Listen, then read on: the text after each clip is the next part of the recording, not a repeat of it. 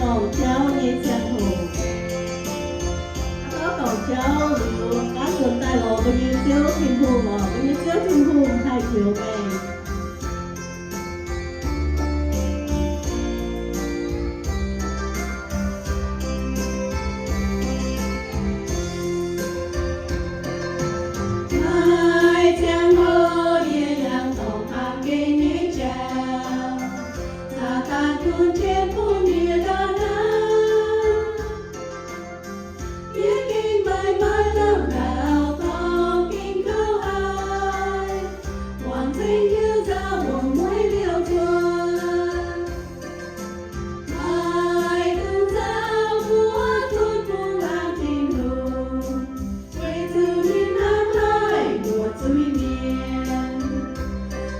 Hãy subscribe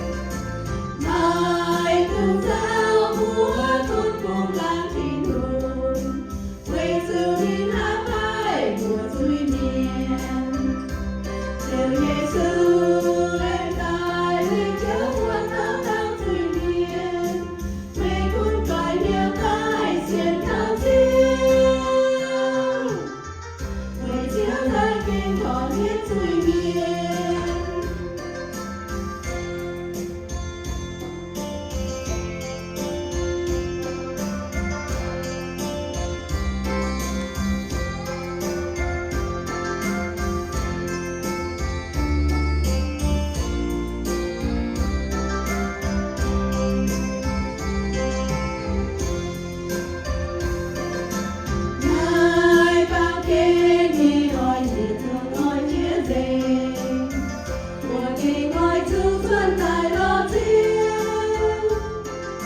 những